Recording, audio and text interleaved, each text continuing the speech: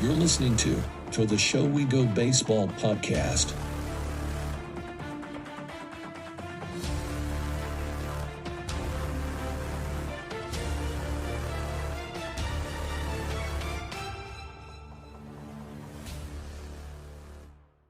You've been doing baseball. You've been making some pretty I don't want to say outrageous claims, but claims that I know are going to get Red Sox fans pretty hyped up. You said something about Roman Anthony the other day, the number 2 prospect in the system. Something that I believe you said it wouldn't be surprising if he was in the majors by the end of 2024. Do you recall that? Yeah, I mean, I wrote it and it's like, I was just kind of putting together a list of, 10 guys that, could they make their major league debut in 2024. And, he's probably on the outside shot of the list. I mean, there's other more reasonable guys on the list, but, he's that type of player. I mean, it's incredible the ascent that he made in 14 months. He was in high school, that 14 months later he's in AA. Oh, absolutely. So I think that you're misinterpreting what I'm saying. I don't disagree with you at all. I wouldn't be surprised if he made it either. But people don't, you don't hear people generally predicting that about 19-year-olds. You look at the last guy that was a teenager to make it to Portland in the Red Sox organization. It's 2012 with Xander Bogaerts, and the next year, he was in the majors by the end of that year. And so I think he has that type of potential just because of, obviously, you can look at the extra base hits and how hard he hits the ball and barrels the ball and stuff. But, the fact of the matter is that, he's just incredible, plate discipline, what he wants to do at the plate in terms of, there's a 17.5 walk percentage this past year in the minors. And it's like, you don't see that from a 19-year-old. And so, you look at Abreu and Casas, who are so good at, chase percentage and stuff like that. And he can be that type of guy that, he's going to strike out sometimes. He had some, issues at Greenfield with strikeouts, especially against left-handers. But I think he's the type of guy that, he really has the potential to make that jump. And, it could be they may not need him next year either. Right. If he's, it depends. He just work his way up and, he could, force them into that kind of decision like Mookie Betts did, I just think he has that potential. If he climbed up 3 or 4 levels this year, why can't he climb up 2 next year? Yeah, the talent is definitely there. And just the fact that he improved at each level. And Salem is kind of a weird thing anyway, where he just wasn't swinging at things that he didn't think he could hit. But him going up from high A to AA and still performing at AA, that was pretty encouraging. Small sample size, but I thought it was. I was surprised that you said that out loud, but part of me was kind of like, oh, I feel validated. Thank you. It's interesting. It's interesting, you look at the competition too at Portland, and I think the age differential is he's 3.5 years younger than most of the people there and stuff like that. The average age of the person at Portland now, and we saw Marcelo, struggle at Portland. However, you would hope that a lot of that has to do more with the injury than the age thing, but the age thing is a factor too. And so, these are young guys. And so to have that kind of impressive run, obviously at the end of the year with Portland, is kind of crazy. And then, Kyle Teel, now obviously he was a college pick, but he made a really fast ascent too. And I was looking at him and he was on my list just because you look at it and obviously Craig Breslow's going to try to find a backup catcher, right?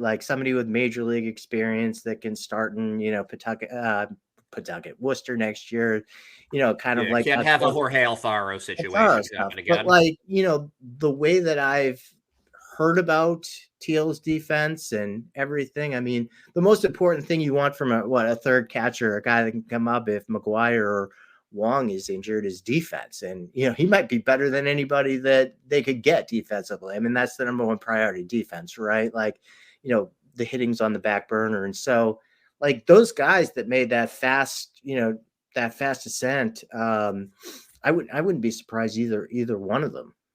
Well, let me ask you, the three guys that you mentioned, Mayer, Anthony, and Teel.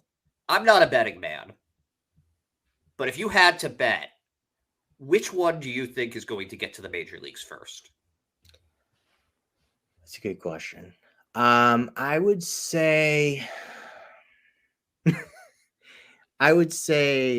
Marcelo. Now, I think that Teel, I mean, catching, it's funny, like Boris, I don't think Boris takes like, every guy. I mean, he knew the potential of this kid when he took him as a client, right? Right. Like,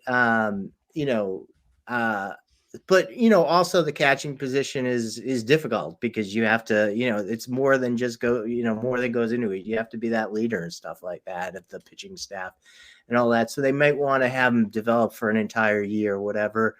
I think that Marcelo's issues, I mean, if you look at what he told Bradford about when that injury happened, that shoulder injury and everything, and then the week that he took off after that, and the numbers, dramatically went down. The first thing that I saw when, I saw Marcelo in spring training, his first year in the Red Sox organization, was just like, wow, that's sweet swing, like, there's just not like too much, going on. It's just, so smooth. And so I think that we will see him like next year or, in 2024, get off to a good start at Portland, right? Like, I don't think that it's going to be the case where he goes back and does what, struggles the way he did. I think he'll be healthy. He'll be, a year older.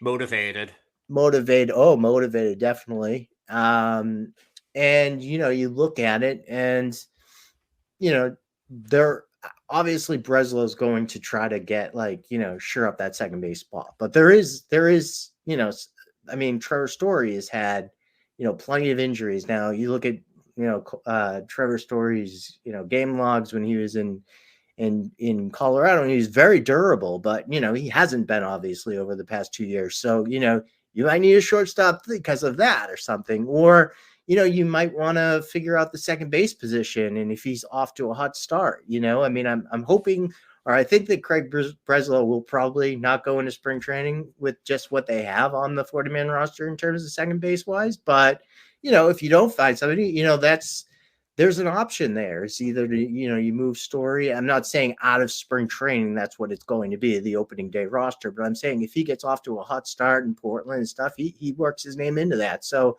I'd say probably him. But, like, as I said,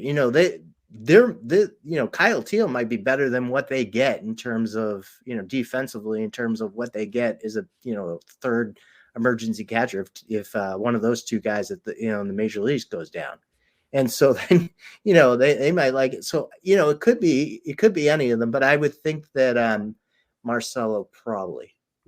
There's one other guy in this group, and then I will stop hoarding this from you, Parker. But one other guy that you didn't that and we haven't mentioned him as much, but he was very young at Double A last year, plays a mid infield position, had a nice bounce back season, and that's Nick Yorke, who, he was the Portland Sea Dogs team MVP. It wasn't the best season, but he stayed healthy. He hit reasonably well. Do you think that he plays a role in this in the future of the Red Sox, or is he more just fancy trade bait?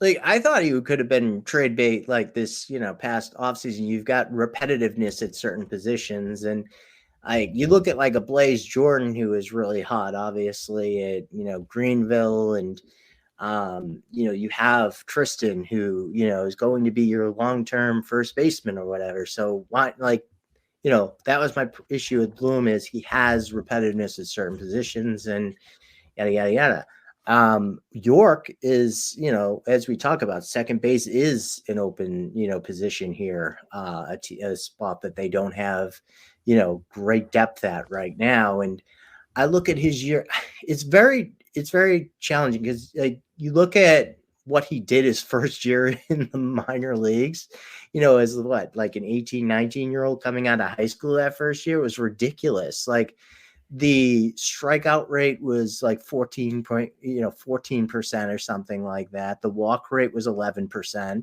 I mean, he was making great contact and he was slugging too. And so I don't know if there's been, I mean, obviously the injuries his second year, Didn't help, yeah. didn't help, but also maybe there's just a change in approach too. He's selling out a little bit for more power. I don't know. I mean, I don't know, but like I'd like to see him just become more of that, hitter he was in the first year where he's just, racking up the, contact guy. Yeah. And so he was sort of like the second coming of Howie Kendrick at Salem initially, and he's he hasn't been bad, but he's not what he was that first year either. Yeah, and so you look at him though, and he looks like he's a guy that is motivated, in good shape and stuff like that, and and I think he has a lot of potential, but I think I got overhyped about him maybe the first year just because what he was doing. If you look down that the first round picks that year, I mean it was pretty incredible what he was doing. He was outperforming a lot of guys that were picked ahead of him.